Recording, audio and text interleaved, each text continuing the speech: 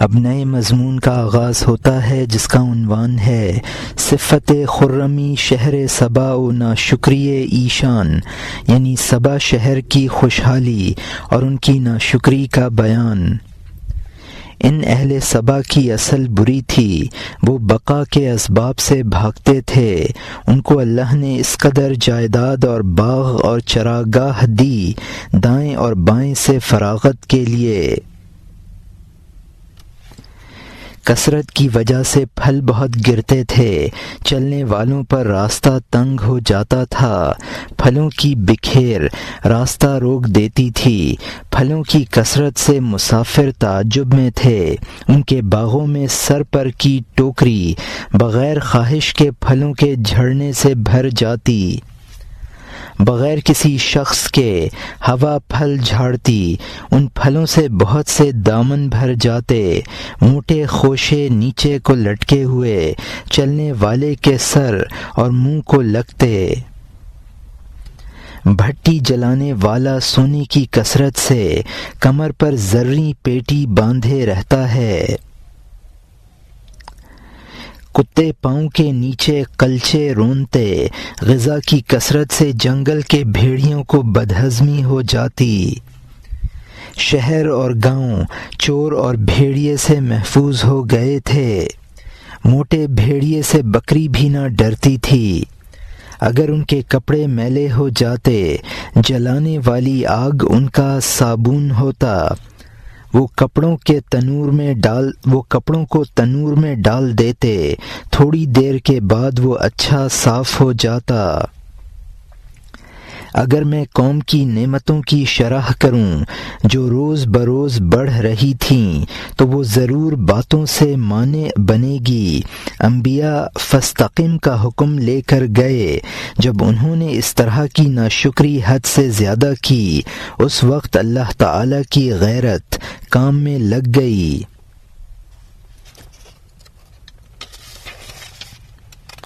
اب نئے مضمون کا آغاز ہوتا ہے جس کا عنوان ہے آمدن پیغمبراں بنصیحت اہل صبا، یعنی اہل صبا کی نصیحت کے لیے پیغمبروں کا آنا۔ تیرا پیغمبر وہاں آئے، گمراہوں کے سب رہبر بنے کہ خبردار نعمت بہت ہو گئی شکر کر، اگر شکر کی سواری سو گئی ہے اس کو چلاؤ۔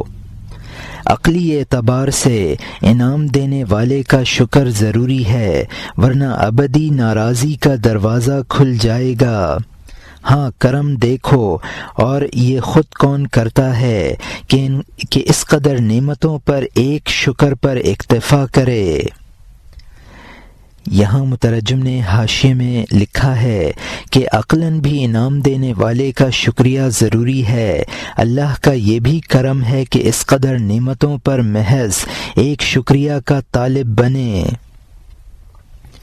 اور یہاں حاشیہ ختم ہوتا ہے، وہ سر عنایت کرتا ہے، سجدہ کا شکر چاہتا ہے، پاؤں بخشتا ہے، بیٹھنے کا شکر چاہتا ہے، نعمت کا شکر نعمت کو زیادہ بڑھاتا ہے، لاکھوں پھول کانٹے سے سر ابھارتے ہیں۔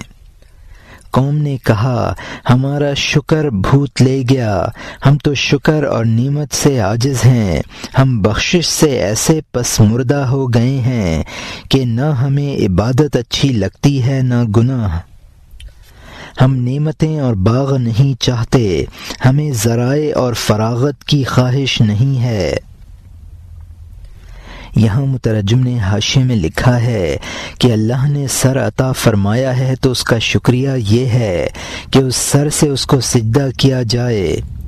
اللہ نے پاؤں بخشے ہیں تو ان کا شکریہ یہ ہے کہ اس کے لیے عبادت میں قیام و قعود کیا جائے۔ مصائب نعمتوں سے بدل جائیں گے۔ اہل صبا نے کہا ہم تو ان نعمتوں سے تنگ دل ہیں، اور ہمارے لیے اب نہ طاعت میں لذت رہی نہ گناہ میں۔ اور یہاں حاشیہ ختم ہوتا ہے، نعمت کیا چیز ہے، اس سے ہماری طبیعت بھر گئی، کاہے کا شکر کریں، ہاں بتاؤ۔ انبیاء نے فرمایا دل میں بیماری ہے کہ اس کی وجہ سے حق کے پہچاننے میں نقصان ہے۔ اس کی وجہ سے سب نعمتیں بیماری بن جاتی ہیں۔ کھانا بیمار میں قوت کب پیدا کرتا ہے؟ اے ضدی، تیرے سامنے بہت سی اچھی چیزیں آئیں، سب ناقص اور ان میں سے صاف مقدر ہو گئیں۔ یہاں مترجم نے حاشیے میں لکھا ہے، یعنی جب نعمت ہمارے لیے باعث زحمت ہے تو ہم شکر کس چیز کا ادا کریں؟ انبیاء نے اہل سبا سے کہا، تمہارے دل میں مرض پیدا ہو گیا ہے جس نے حق شناسی کو تباہ کر دیا ہے اور تم نعمتوں کو زحمت سمجھنے لگے ہو۔ بیمار کو اگر صحیح غذا بھی دی جاتی ہے تو وہ بیماری میں اضافہ کر دیتی ہے۔ اور یہاں حاشیہ ختم ہوتا ہے، تو ان خوشیوں کا دشمن بن گیا، جس چیز پر تو نے ہاتھ دھرا وہ ناگوار ہو گئی، جو تیرا واقف اور یار بنا تیری نظر میں وہ حقیر اور ذلیل ہو گیا، وہ جو تجھ سے بیگانہ بھی ہو وہ تیرے لیے بہت بڑا اور باعزت ہے۔ یہ بھی اسی بیماری کی تاثیر ہے کہ اس کا زہر تمام لوگوں میں پھیلا ہوا ہے۔ اس بیماری کو فوراً دفع کرنا چاہیے کہ اس کے ہوتے ہوئے شکر بھی گندگی نظر آتی ہے۔ یہاں مترجم نے حاشیے میں لکھا ہے، اسی لیے تم نعمتوں کے دشمن بن گئے ہو۔ اسی بیماری کا یہ اثر ہے کہ جو تمہارے خیر خواہ ہیں وہ تمہارے نزدیک حقیر اور ذلیل ہیں، اور جو بیگانے ہیں وہ تمہارے پیارے ہیں۔ اس بیماری میں پوری قوم مبتلا ہے۔ اسی بیماری کا اثر ہے کہ تم شکر کو گندی چیز سمجھتے ہو۔ اور یہاں حاشیہ ختم ہوتا ہے، جو اچھی چیز تیرے پاس آتی ہے بری ہو جاتی ہے، اگر آب حیات آتا ہے آگ بن جاتا ہے۔ یہ صفت موت اور بے چینی کی کیمیا ہے، بالآخر اس کی وجہ سے تیری زندگی موت بن جاتی ہے۔ بہت سی غذائیں ہیں جن سے دل زندہ ہوتا ہے، وہ جب تیرے جسم میں آتی ہیں گندی ہو جاتی ہیں۔ بہت سے پیارے ہیں جو لاڈ پیار میں شکار ہوئے، جب تیرا شکار بن گئے تیرے نزدیک ذلیل ہو گئے۔ یہاں مترجم نے حاشیے میں لکھا ہے کہ اس بیماری سے ہر اچھی چیز بری بن جاتی ہے، آب حیات زہر کا کام کرتا ہے۔ یہ مرض موت اور درد کا سبب ہے، اور اس سے آخرت کی زندگی موت میں تبدیل ہو جاتی ہے۔ اس بیماری کی وجہ سے تمہاری یہ حالت ہے کہ جو شخص تمہاری محبت اور پیار کی وجہ سے تمہارا شکار اور گرویدہ ہے تم اس کو ذلیل سمجھتے ہو۔ اور یہاں حاشیہ ختم ہوتا ہے، عقل سے شناسائی خلوص سے جب ہو جاتی ہے ہر لمحہ دوستی بڑھتی ہے۔ نفس کی ذلیل نفس سے شناسائی تو یقین کر ہر دم گھٹتی ہے، کیونکہ اس کا نفس کسی غرض کا چکر کاٹتا ہے، جان پہچان کو بہت جلد خراب کر دیتا ہے۔ یہاں مترجم نے حاشیے میں لکھا ہے کہ جو دوستی عقل کی بنیاد پر ہوتی ہے اس میں اضافہ ہوتا رہتا ہے، اور جو دوستی نفسانی غرض پر مبنی ہوتی ہے وہ یومیہ گھٹتی رہتی ہے۔ نفسانی دوستی غرض کی وجہ سے ہوتی ہے۔ اور یہاں حاشیہ ختم ہوتا ہے،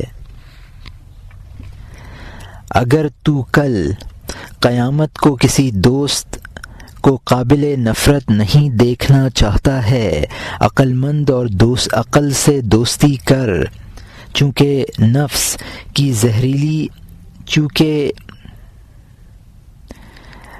کی زہریلی ہوا سے بیمار ہے، تو جو بھی لے گا مرض کا آلۂ کار ہے۔ اگر تو موتی لے گا وہ پتھر ہو جائے گا، اگر تو دل کی محبت اختیار کرے گا وہ دشمنی ہو جائے گی۔ اگر تو نیا پاک نکتہ حاصل کرے گا تیرے پا لینے کے بعد وہ بے ذوق اور گندا ہو جائے گا۔ کہ میں نے اس کو بہت سنا ہے، پرانا ہو گیا ہے، اے یار اس کے علاوہ کچھ کہہ۔ فرض کرو کہ دوسری کوئی تازہ اور نئی بات کہی ہوئی ہو، پھر تو کل کو بھی اس سے بھی دل بھرا اور متنفر ہوگا۔ یہاں مترجم نے حاشیے میں لکھا ہے، اگر ایسا دوست بنانا چاہتے ہو جس سے کل کو نفرت نہ ہو تو عقل کی بنیاد پر عقل مند سے دوستی کرو۔ انسان جب نفسانی اغراض کی بیماری میں مبتلا ہے تو اس کا ہر کام اس کی بیماری میں اضافہ کرے گا۔ نفسانی مریض کا علمی ذوق فنا ہو جاتا ہے، عمدہ قسم کے علمی نکتے بھی اس کو برے لگتے ہیں۔ اگر اور کوئی نکتہ بھی بیان کیا جائے گا تو کل کو اس سے بھی نفرت ہو جائے گی۔ اور یہاں حاشیہ ختم ہوتا ہے،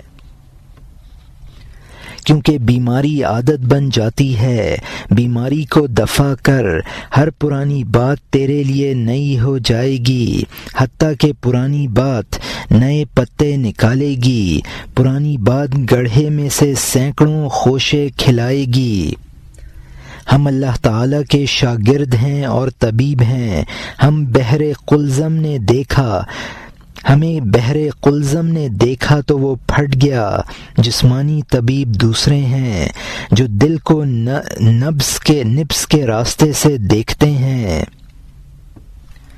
یہاں مترجم نے حاشیے میں لکھا ہے، اگر قلبی بیماری کا علاج ہو جائے تو پرانی باتوں میں نئے نقطے نظر آئیں گے۔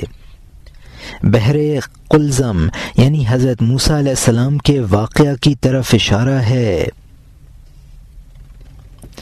جسمانی طبیب نبض دیکھ کر مرض کی تشخیص کرتا ہے۔ اور یہاں حاشیہ ختم ہوتا ہے۔ ہم بغیر واسطے کے دل کو خوب دیکھتے ہیں، کیونکہ فراست کی وجہ سے ہم بلند مقام پر ہیں۔ وہ غذاؤں اور پھلوں کے طبیب ہیں، حیوانی روح ان سے ٹھیک ہو جاتی ہے۔ ہم قولوں اور فعلوں کے طبیب ہیں، اللہ تعالیٰ کا نور ہم پر الہام کرنے والا ہے۔ یہاں مترجم نے حاشیے میں لکھا ہے کہ انبیاء اور اولیاء بلا واسطہ دل کو دیکھ لیتے ہیں۔ فراست کا مطلب ہے مخفی علامتوں سے کسی چیز کو پہچان لینا۔ جسمانی اتباع کا کام روح حیوانی کو ٹھیک کرنا ہے۔ یہ انبیاء کا مقولہ ہے، یعنی ہم انسان کو یہ بتاتے ہیں کہ تیرا کون سا فعل اور قول مہلک ہے اور کون سا نافع ہے۔ اور یہاں حاشیہ ختم ہوتا ہے کہ ایسا فعل تیرے لیے نافع ہوگا اور ایسا فعل راہ حق سے جدا کرنے والا ہوگا۔ ایسی بات تجھے آگے بڑھائے گی اور ایسی بات تیرے ڈنک مارے گی۔ ایسا اور ویسا، اچھا اور برا ہم تیرے سامنے رکھ دیتے ہیں اور اچھی طرح دکھا دیتے ہیں۔ اگر تو چاہے اس کو اختیار کر، تو چاہے اس کو۔ زہر اور شکر، پتھر اور جوہر واضح ہو گیا۔ ان طبیبوں کو دلیل سے سراغ ملتا ہے اور ہماری دلیل اللہ تعالی کی وحی ہوتی ہے۔ ہم کسی سے مزدوری نہیں چاہتے ہیں، ہمیں اللہ تعالی سے بہت مزدوری ملتی ہے۔ آگاہ ناسور کی بیماری کے لیے پکار ہے، ہماری دوا ہر بیمار کے لیے ہے۔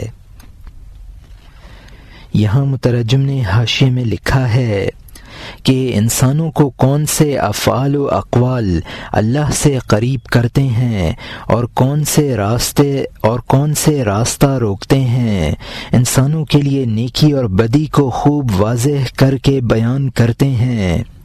اس کے بعد پھر انسان کو اختیار ہے کہ وہ بدی کا راستہ اختیار کرے یا بھلائی کا۔ جسمانی طبیب عقلی دلائل سے کام لیتے ہیں، ہم وحی الہی سے رہبری حاصل کرتے ہیں۔ اور یہاں حاشیہ ختم ہوتا ہے۔ اب نئے مضمون کا آغاز ہوتا ہے جس کا عنوان ہے معجزہ خواستن قوم از پیغمبران علیہم السلام، یعنی قوم کا پیغمبروں سے ان پر سلام ہو، معجزہ مانگنا۔ قوم نے کہا اے دعوے دارو، نفع رساں طب اور علم کا کون گواہ ہے؟ جب تم بھی اسی سونے اور کھانے کے پابند ہو، ہماری طرح بنو اور گاؤں میں کھاؤ پیو۔ جب تم اسی پانی اور مٹی کے جال میں ہو تو تم دل کے سی مرغ کے شکاری کہاں ہو؟ رتبہ اور سرداری کی محبت اس پر آمادہ کرتی ہے کہ اپنے آپ کو پیغمبروں میں شمار کرے۔ ہم اس طرح کی شیخی اور جھوٹ نہیں چاہتے، سننا اور چھاچھ میں گرنا۔ یہاں مترجم نے حاشیے میں لکھا ہے کہ تمام انبیاء یہی کہتے ہیں، لا اسألکم علیہ اجرا ان اجری الا علی اللہ، یعنی ہم تم سے اس کام کی مزدوری نہیں مانگتے ہیں، ہماری مزدوری اللہ کے ذمہ ہے۔ ناسور کا مطلب ہے یعنی دشوار گزار مرض۔ ان لوگوں نے انبیاء سے کہا اپنے دعوے پر گواہ لاؤ۔ کفار نے انبیاء پر ہمیشہ اسی قسم کا اعتراض کیا ہے، ما لهذا الرسول یاکل الطعام ویمشی فی الاسواق، یعنی یہ کیسے انبیاء ہیں کہ بازاروں میں چلتے پھرتے ہیں اور کھانا کھاتے ہیں۔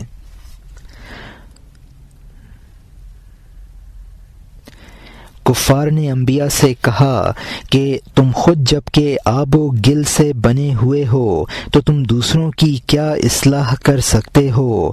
کفار نے یہ بھی کہا کہ بڑا بننے کا شوق پیغمبری کا دعویٰ کراتا ہے۔ اور یہاں حاشیہ ختم ہوتا ہے۔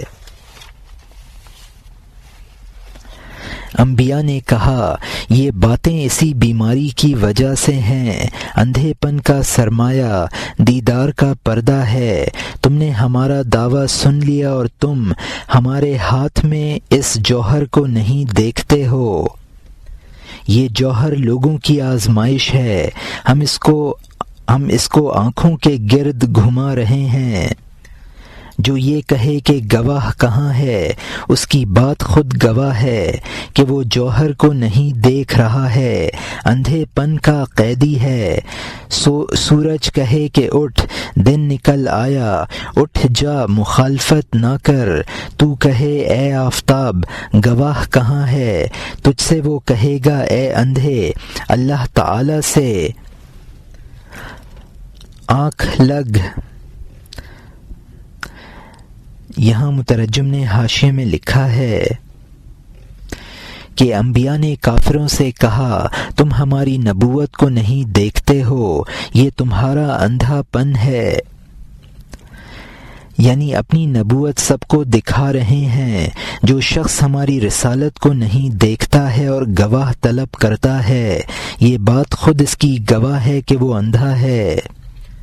اگر آفتاب کسی سے کہے کہ میں موجود ہوں اور دوسرا کہے کہ اپنے وجود پر گواہ لا، تو یہ اس کہنے والے کے اندھے ہونے کی دلیل ہے۔ آفتاب خود اپنے وجود کی دلیل ہوتا ہے۔ اور یہاں حاشیہ ختم ہوتا ہے۔ جو شخص روشن دن میں چراغ ڈھونڈے، یہ ڈھونڈنا ہی اس کے اندھے پن کا اعلان ہے۔ اگر تو نہیں دیکھتا ہے، تو نے محض ایک گمان کیا ہے کہ صبح ہو گئی ہے اور تو پردے میں ہے۔ اس گفتگو سے اپنے اندھے پن کو ظاہر نہ کر، چپ رہ اور اللہ کے فضل کا انتظار کر۔ شاید بے غرض فضل تجھے حاصل ہو جائے، اس بدبختی سے تیرے دل کا رخ موڑ دے۔ یہاں مترجم نے حاشیے میں لکھا ہے کہ جو شخص دن میں چراغ تلاش کرے، اگر کسی کو آفتاب رسالت نظر بھی نہ آئے، وہ کم از کم اس قدر کرے کہ یہ گمان کر لے کہ شاید وہ نکلا ہو اور میں خود پردے میں ہوں، اس لیے مجھے نظر نہیں آتا ہے۔ اور یہاں حاشیہ ختم ہوتا ہے۔ ورنہ تو ہمیشہ ایسے ہی اندھے پن میں رہے گا۔ آئینہ تجھ سے نمدے میں چھپ گیا ہے، دن میں کہنا کہ دن کہاں ہے۔ اے بدمزاج، اپنے آپ کو رسوا کرنا ہے۔ صبر اور خاموشی رحمت کو کھینچنے والی ہے، اور یہ دلیل طلب کرنا بیماری کی علامت ہے۔ یہاں مترجم نے حاشیے میں لکھا ہے، اگر علل اعلان مخالفت کرے گا تو ہمیشہ کے لیے بدبختی میں مبتلا ہو جائے گا، اور اس کو آئینہ رسالت میں اپنا چہرہ نظر نہ آئے گا۔ اگر کوئی شخص دن میں یہ کہے کہ دن کہاں ہے تو وہ خود اپنے اندھے پن کو ظاہر کر کے رسوائی مول رہا ہے۔ اور یہاں حاشیہ ختم ہوتا ہے، انستو کو قبول کر لے تاکہ تیری جان پر محبوب کی طرف سے الستو کا بدلہ آئے۔ اگر تو بیماری کی پلٹ نہیں چاہتا ہے، اس طبیب کے سامنے اے ذہین سر کو جلد زمین پر رکھ دے۔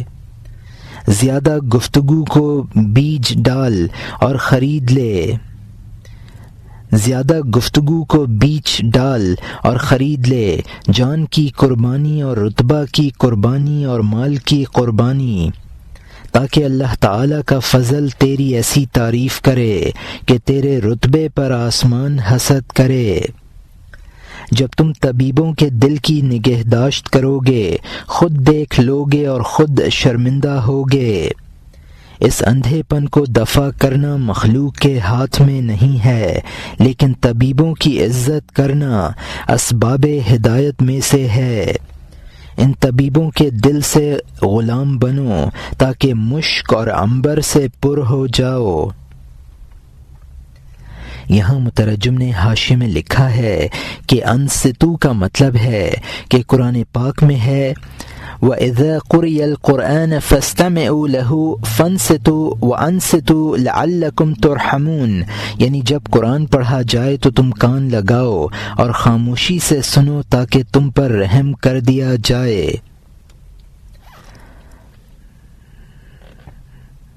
پیغمبر اور رسولوں کے سامنے زیادہ گفتگو مناسب نہیں ہے، ان کے لیے ہر طرح کی قربانی کرنی چاہیے۔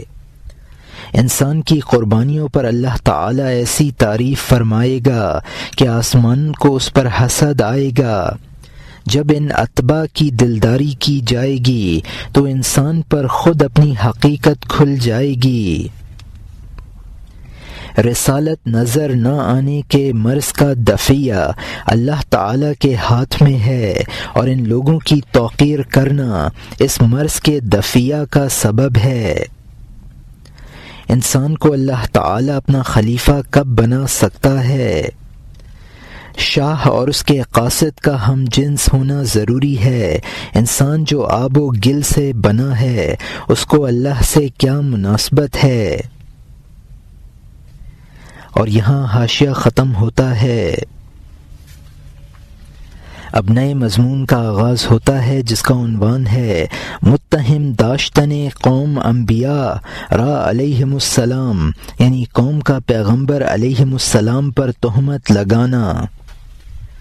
قوم نے کہا یہ سب فریب اور مکر ہے، خدا زید اور بکر کو کب قائم مقام بناتا ہے؟ بادشاہ کا قاصد اس کا ہم جنس ہونا چاہیے۔ پانی اور مٹی کہاں اور آسمانوں کا پیدا کرنے والا کہاں؟ ہم نے گدھے کا بھیجا کھایا ہے کہ ہم تم جیسے مچھروں کو ہما کا ہمراز سمجھیں۔ کہاں ہما، کہاں مچھر، کہاں مٹی، کہاں اللہ؟ ذرہ کو آسمان کے سورج سے کیا واسطہ؟ یہ کیا نسبت ہے، یہ کیا تعلق ہے جو عقل اور دماغ میں آ سکے؟ یہاں مترجم نے حاشیے میں لکھا ہے کہ گدھے کا مغز کھانے سے انسان گدھا بن جاتا ہے۔ اللہ تعالیٰ اور انسان میں کیا نسبت؟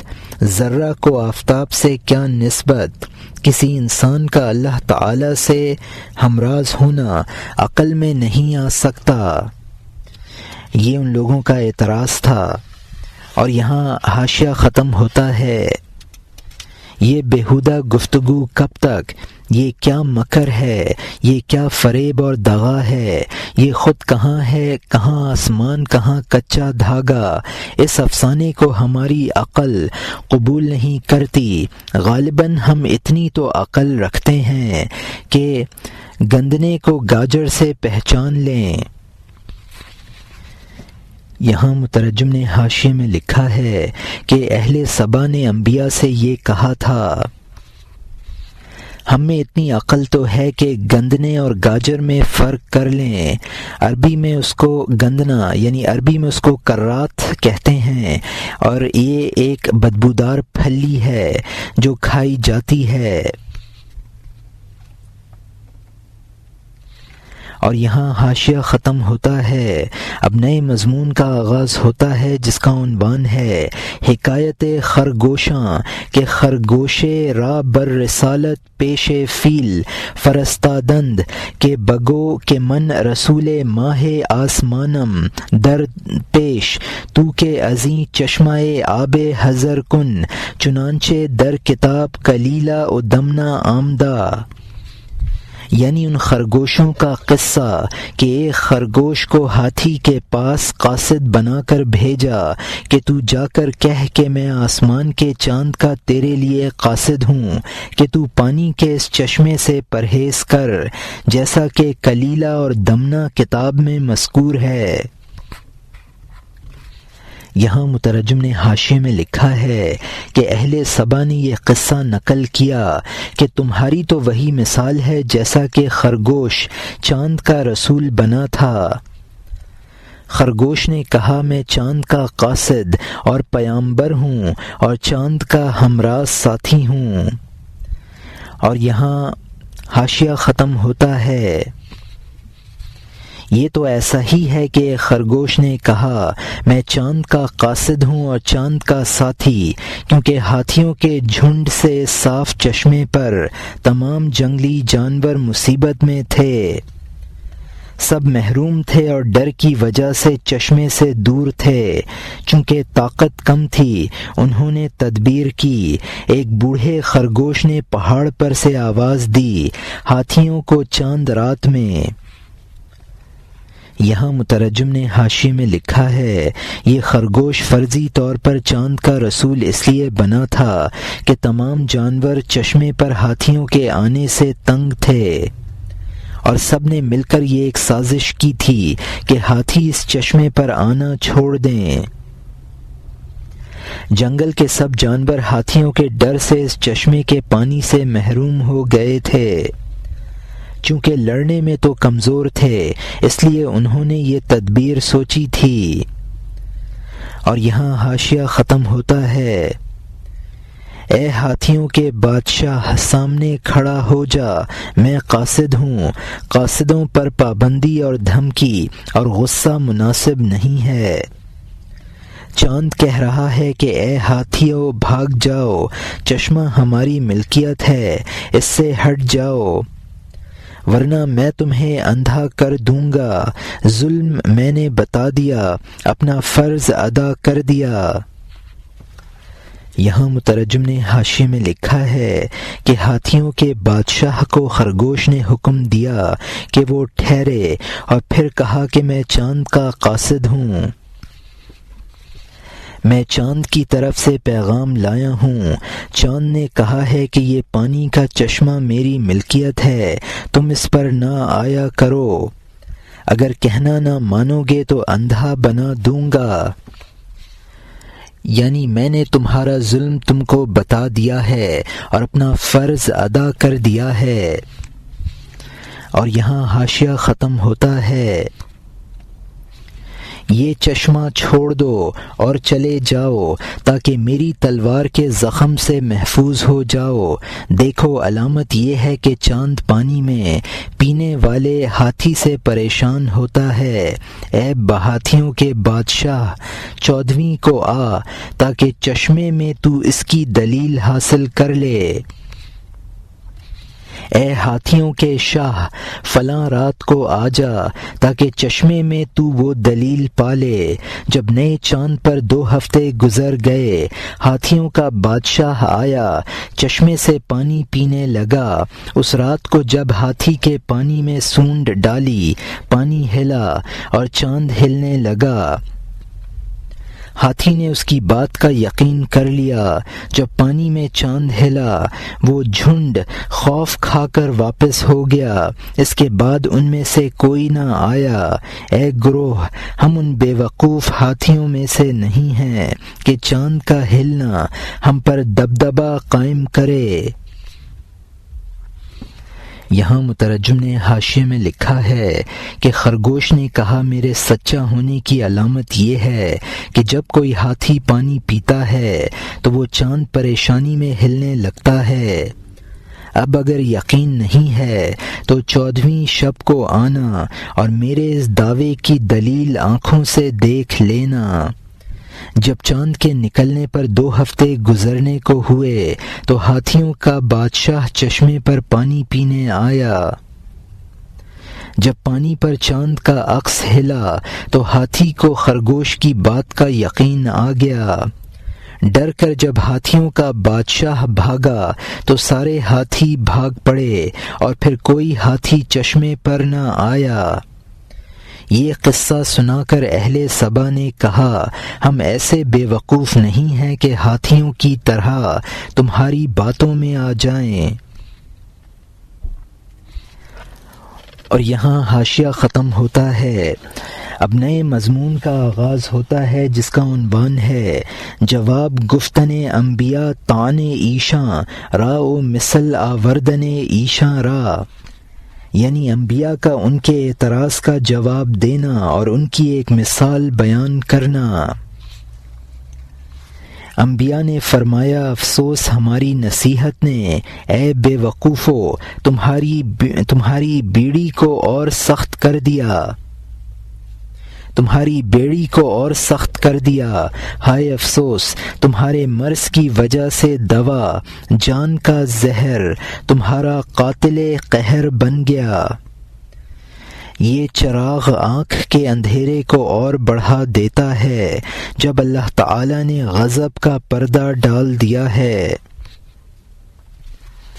یہاں مترجم نے حاشیے میں لکھا ہے کہ ان کی اس تقریر پر انبیاء نے ان سے کہا کہ ہماری نصیحت سے تمہارے انکار کی بیڑیاں اور سخت ہو گئیں اور دوا نے زہر کا کام کیا۔ جب کسی پر غضب خداوندی ہوتا ہے تو نور ہدایت اس کے لیے مزید اندھیرے کا سبب بن جاتا ہے۔ اور یہاں حاشیہ ختم ہوتا ہے۔ ہم تم سے کیا سرداری چاہیں گے، ہماری سرداری تو آسمان سے بڑھی ہوئی ہے۔ موتیوں کا سمندر کشتی سے کیا شرافت حاصل کرے گا، خصوصاً اس کشتی سے جو گوبر سے بھری ہوئی ہے۔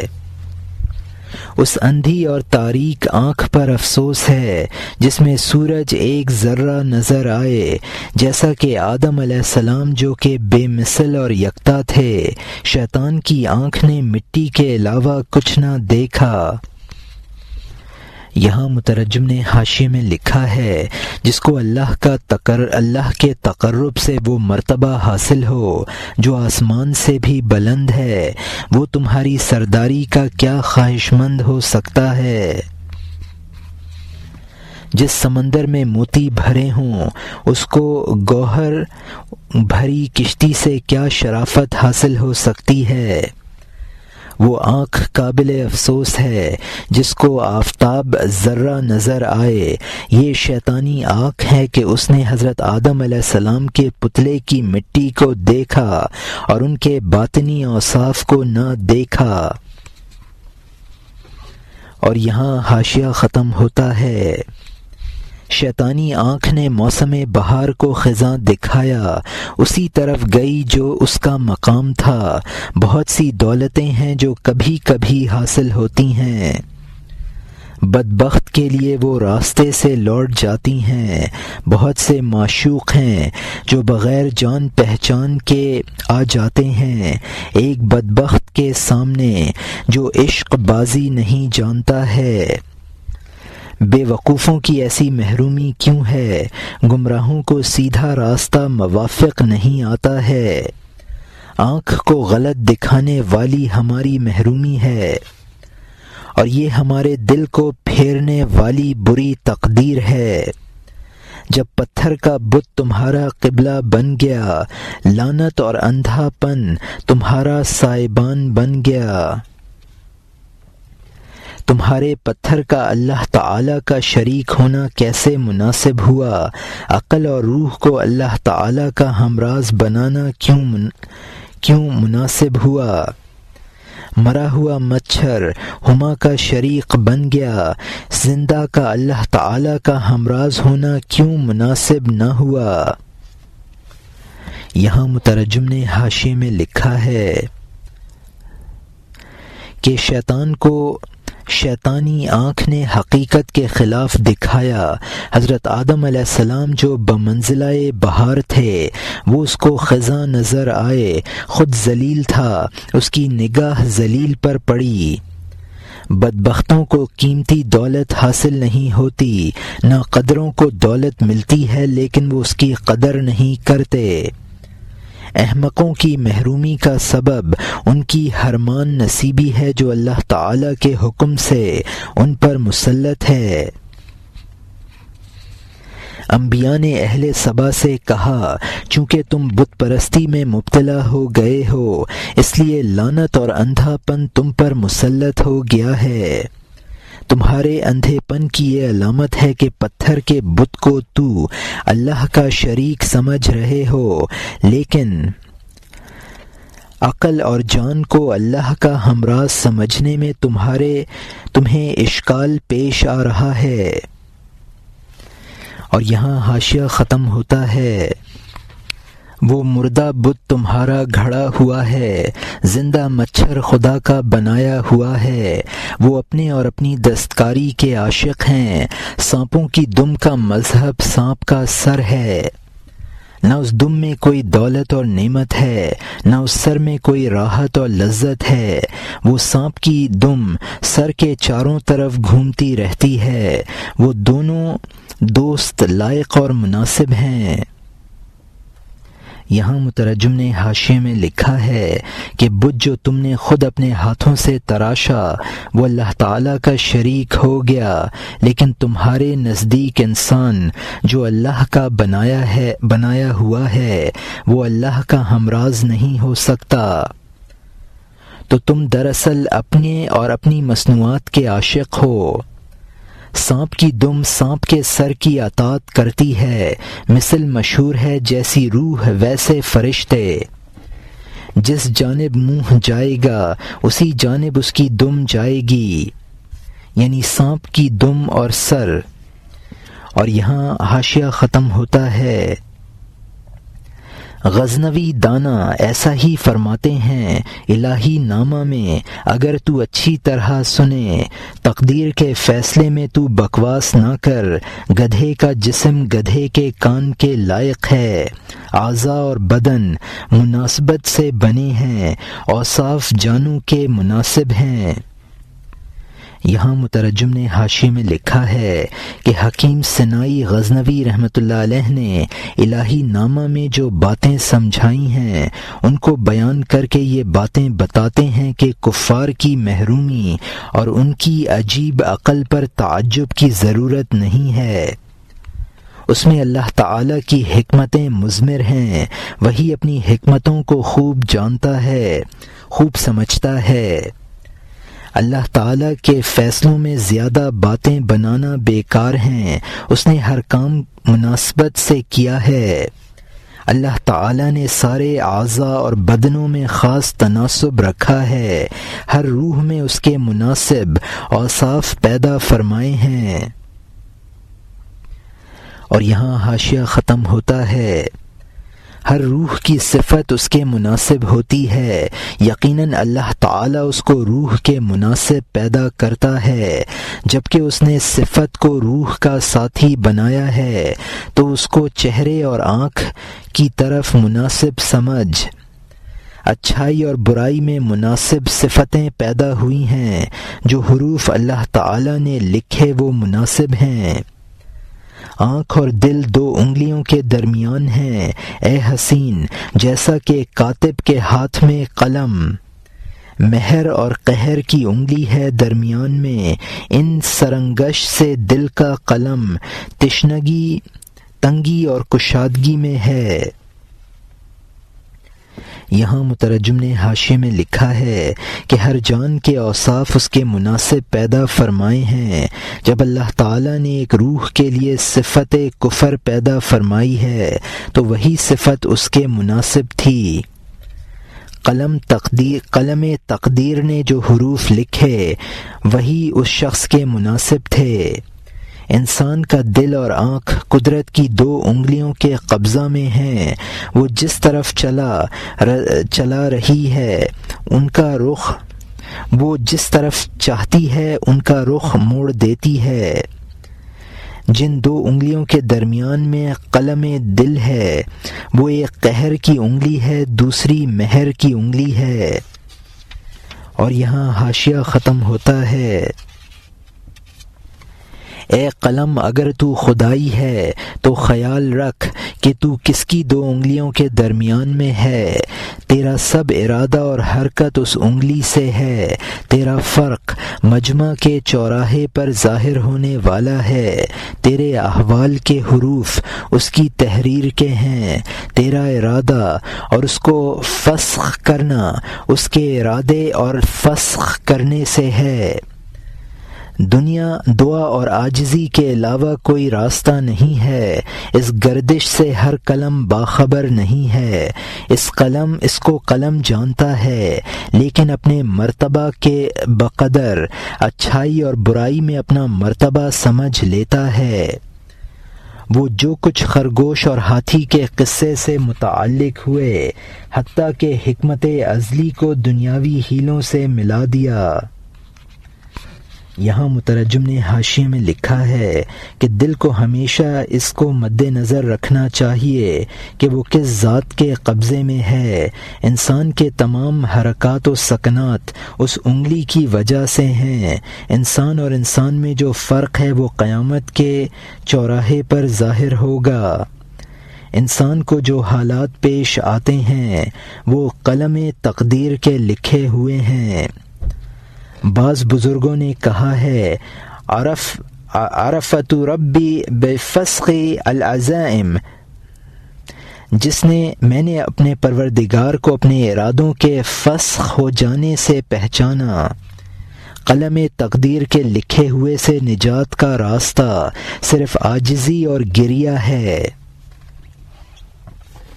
اور یہاں حاشیہ ختم ہوتا ہے، بیان آن کا ہر کس را نرسد مسل آوردن خاصہ درکار الہی، یعنی اس کا بیان کہ ہر شخص کو یہ حق نہیں ہے کہ مثال بیان کرے، خصوصاً اللہ تعالیٰ کے کام کی۔ ان کو کیا حق تھا کہ انہوں نے یہ مثالیں گھڑیں، اس پاک دربار کی جانب منسوب کیں۔ مثال دینا اس دربار کا حق ہے کہ جس کا غیب اور شہادت کا علم واضح ہے۔ تو کسی چیز کا راز کیا جانے جب تک تو گنجا ہے، تاکہ تو زلف یا رخسار کی مثال بیان کرے۔ موسیٰ نے جس کو عصا دیکھا اور وہ عصا نہ تھا، اژدہا تھا، اس کے راز کو ہونٹ کھولتا تھا۔ اور یہاں مترجم نے حاشیے میں لکھا ہے کہ کچھ لوگ اپنے دل کے احوال سے اپنی اچھائی اور برائی کا اندازہ لگا لیتے ہیں۔ اب مولانا رحمۃ اللہ علیہ نے پھر اہل سبا کے قصے کی طرف رخ کیا ہے۔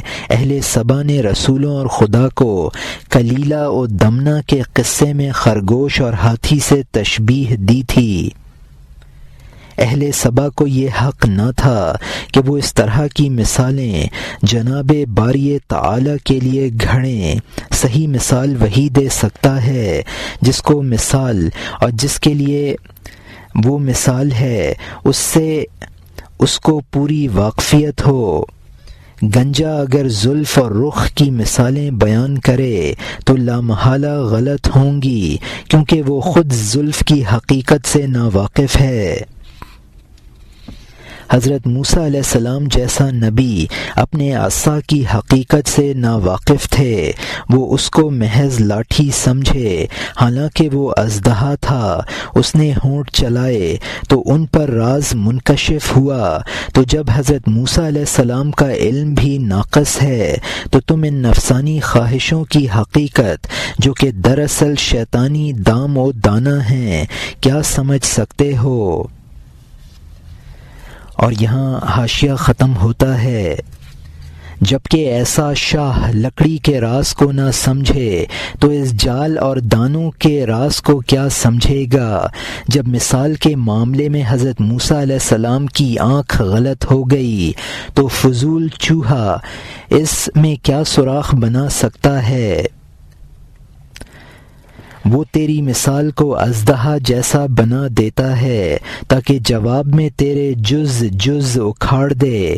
ملعون شیطان یہ مثال لایا یہاں تک کہ وہ اللہ تعالی کی جانب سے قیامت تک کے لیے ملعون ہو گیا۔ قارون جھگڑے سے یہ مثال لایا یہاں تک کہ تخت و تاج کے ساتھ زمین میں دھنس گیا۔ جاہل نمرود یہ مثال لایا یہاں تک کہ مچھر نے جلدی سے اس کے سر کا مغز کھا لیا۔ فرعون غلطی سے یہ مثال لایا یہاں تک کہ دریا کے پانی میں بیکار بن گیا۔ قوم عاد یہ مثال سوچنے والی بنی کہ ان کی ہڈیاں ہوا سے ریزہ ریزہ ہو گئیں۔ ہر بدبخت کمینہ یہ مثال لایا یہاں تک کہ دوزخ کی گہرائی میں اوندھا ہو گیا۔ تو اس مثال کو کوا اور الو سمجھ کہ ان کی وجہ سے سینکڑوں خاندان تباہ ہوئے ہیں۔ یہاں مترجم نے حاشیے میں لکھا ہے کہ غلط مثالیں دینا خود مثال دینے والے کی تباہی کا سبب بنتا ہے۔ شیطان نے کہا خلقتنی من نار و خلقتہ من طین، اے اللہ تو نے مجھے آگ سے بنایا اور اس آدم کو مٹی سے، لہٰذا میں اس سے افضل ہوں، تو اس کو سجدہ کیوں کروں؟ قارون سے کہا گیا کہ اللہ تعالیٰ نے تجھے جو دولت دی تھی اس کے ذریعے آخرت کا طالب بن، تو اس نے کہا انما اوتیتہ علی علم، یعنی یہ دولت میرے علم اور تدبیر سے مجھے حاصل ہوئی ہے، اس میں کسی کا کیا دخل ہے؟ نمرود نے خدائی کا دعویٰ کیا اور کہا انا احیی و امیت، یعنی لوگوں کی موت اور زندگی میرے قبضے میں ہے۔ فرعون نے کہا انا ربکم الاعلی، میں تمہارا بڑا خدا ہوں۔ حضرت ہود علیہ السلام کے ساتھ قوم عاد نے غلط باتیں کیں تو آندھی سے ہلاک ہو گئے، یعنی غلط مثالوں اور غلط دلائل سے قومیں تباہ ہوئی ہیں۔ یہ تباہی اور نحوست کی علامتیں ہیں۔ اوپر بتایا تھا کہ غلط دلائل سے قومیں تباہ ہوئی ہیں، اب اس کو مثال سے سمجھاتے ہیں۔ اور یہاں حاشیہ ختم ہوتا ہے۔ اب نئے مضمون کا آغاز ہوتا ہے جس کا عنوان ہے مثلہائے زدن قوم نوح علیہ السلام با استہزاء در زمانے کشتی ساختن او، یعنی حضرت نوح علیہ السلام کا حضرت نوح علیہ السلام کے کشتی بنانے کے وقت مذاق میں مثال بیان کرنا۔ قوم نوح کا حضرت نوح علیہ السلام کے کشتی بنانے کے وقت مذاق میں مثال بیان کرنا۔ حضرت نوح علیہ السلام نے جنگل میں کشتی بنائی، سینکڑوں مثال دینے والے مذاق کے لیے دوڑے۔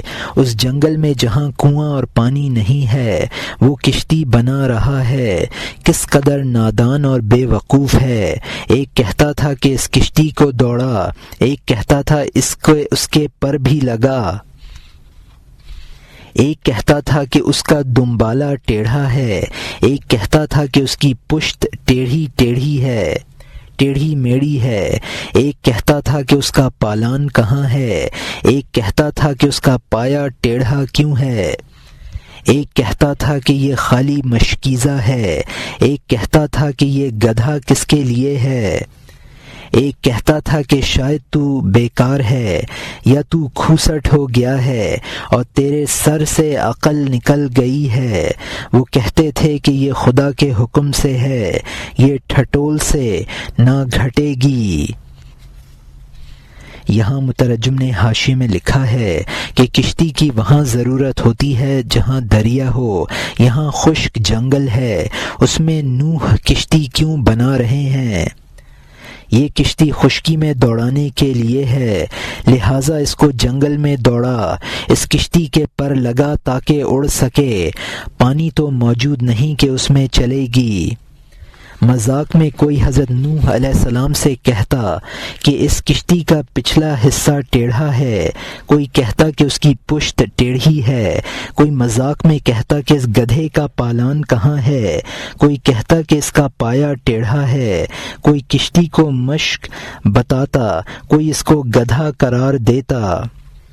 حضرت نوح علیہ السلام جواب میں فرماتے کہ یہ کشتی خدا کے حکم سے بنا رہا ہوں اور تمہارے مذاق اڑانے سے اس میں کوئی کوتاہی نہ کروں گا۔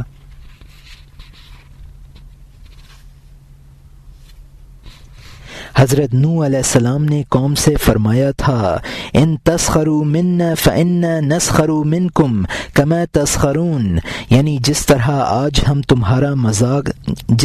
آج تم ہمارا مذاق اڑا رہے ہو، آئندہ دیکھنا ہم تمہارا مذاق اڑائیں گے۔ اسی مناسبت سے مولانا رحمۃ اللہ علیہ نے یہ حکایت نقل کی ہے اور یہاں حاشیہ ختم ہوتا ہے۔